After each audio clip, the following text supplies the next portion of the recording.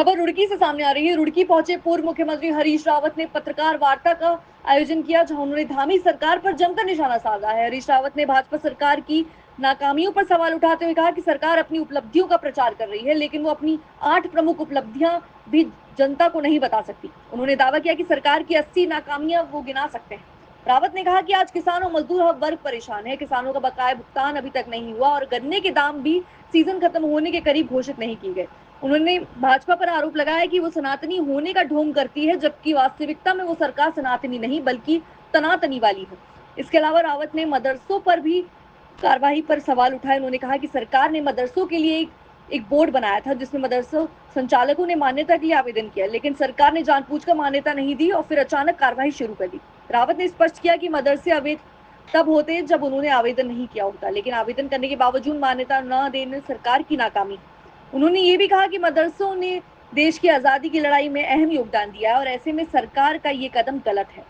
ये कार्रवाई एक असफल सरकार जिसके पास कुछ बताने के लिए नहीं है, वो अपनी असफलताओं को छुपाने के लिए और उनके से उठ रहे सवालों को ढकने के लिए इस तरीके का प्रपंच कर रहे हैं। ये प्रपंच है, बाकी कुछ नहीं है।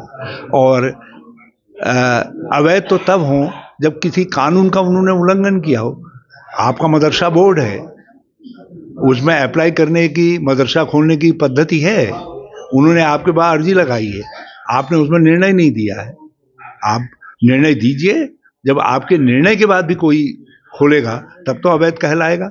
जब आपने निर्णय ही नहीं दिया है तो आप उसको अवैध कैसे कह सकते हैं। और मैं तो आज दूसरी बात कर रहा हूँ, कह रहा हूँ बच्चों का क्या होगा जो मदरसों में पढ़ रहे हैं। आप उनके भविष्य के साथ खिलवाड़ करने की इजाजत नहीं दी जा सकती है। धामी जी को उन बच्चों की पढ़ाई का बंदोबस्त करना चाहिए, ये हमारे राज्य की जिम्मेदारी है। इससे हमारी शान में, राज्य की शान में कुताही हो रही।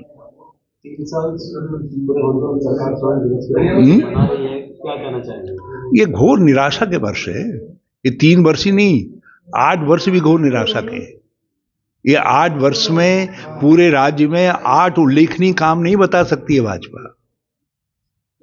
किसी के बड़े कल्याण के काम किए हों 8, ये नहीं बता सकते हैं, लेकिन 80 विफलताएं मैं गिना सकता हूं जिससे इस राज्य की शान घटी है इन 8 वर्षों के अंदर। तो ये भाजपा के 3 + 5 ये 8 वर्ष घोर निराशा के हैं।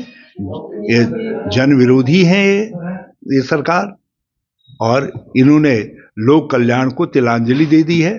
केवल असहिष्णुता, एक वर्ग विशेष के प्रति घृणा और नफरत की राजनीति को फैला करके अपना काम निकालना चाह रहे हैं।